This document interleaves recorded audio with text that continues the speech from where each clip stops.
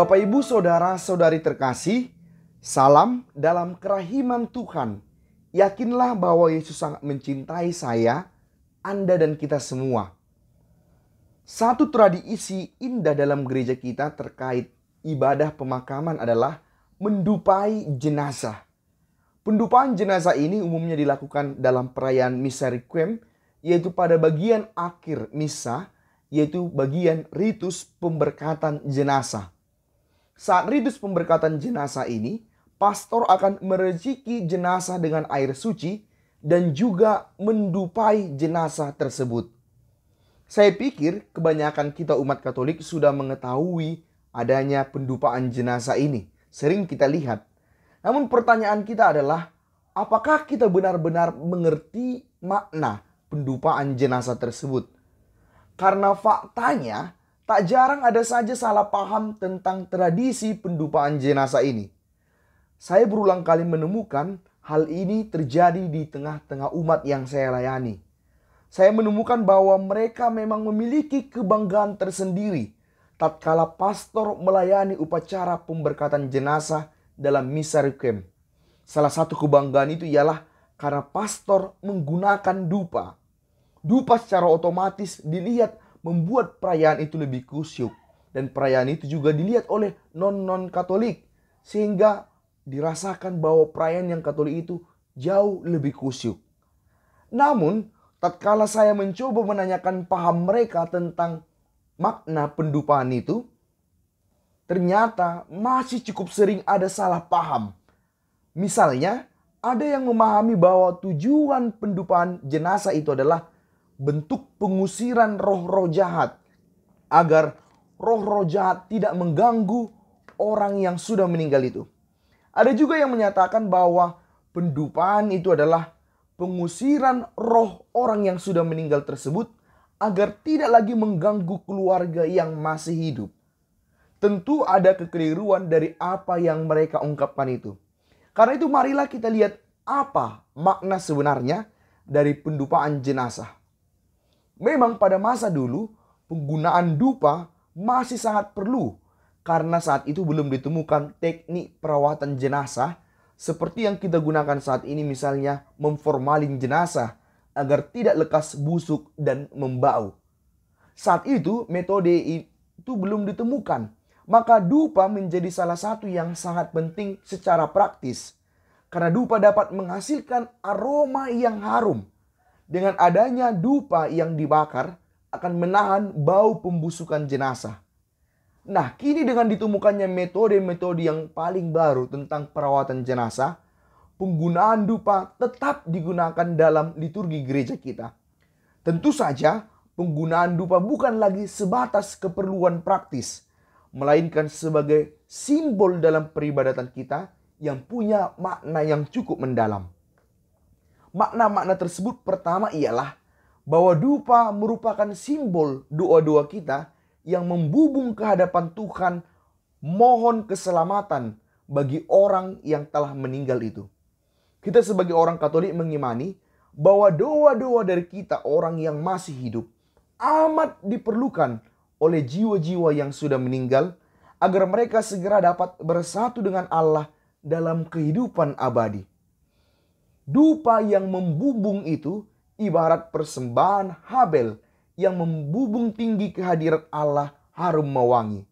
Sebagaimana dupa itu adalah harum, begitupun pula doa-doa kita harum mewangi di hadapan Tuhan sehingga berkenan bagi Tuhan. Jadi dupa adalah simbol doa kita yang naik ke hadirat Allah. Maka saat mendupai jenazah itu, pastor mengiringi pendupaan itu dengan doa ini, yaitu, hai para kudus dan para malaikat Allah, datanglah menyongsong saudara kami ini, hantarkanlah dia kepada Kristus.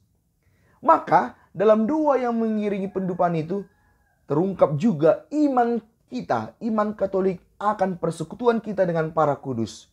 Bahwa kita tidak pernah terpisahkan termasuk dengan mereka yang sudah meninggal. Terlebih lagi para kudus yang sudah berada dalam kebahagiaan abadi.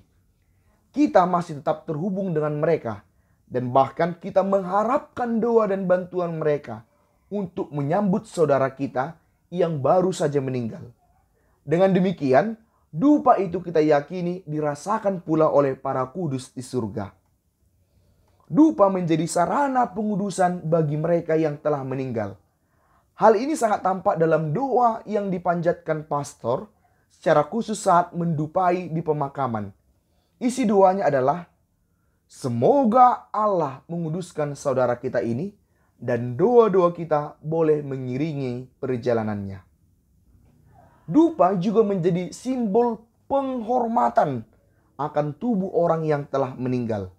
Ya, gereja kita sangat menghormati tubuh manusia, baik ketika masih hidup maupun sudah wafat. Karena itulah kita tidak sembarang saja membuang atau menguburkan jenazah begitu saja tanpa upacara penghormatan.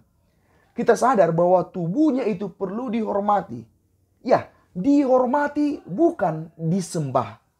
Jadi pendupaan yang kita berikan bagi jenazah adalah simbol dari penghormatan kepada tubuh manusia, yang dalam kitab suci dinyatakan bahwa tubuh adalah bait Roh Kudus pula. Ingat, penghormatan bukan penyembahan. Selanjutnya, makna pendupaan jenazah juga adalah simbol tanda perpisahan dari kita yang hidup dengan mereka yang telah meninggal itu. Kita meyakini bahwa sebagaimana dupa yang membubung naik ke atas harum mewangi, demikianlah pula jiwa saudara kita yang telah meninggal pun naik ke hadirat Allah menjadi aroma yang harum mewangi dan berkenan di hadapan Tuhan.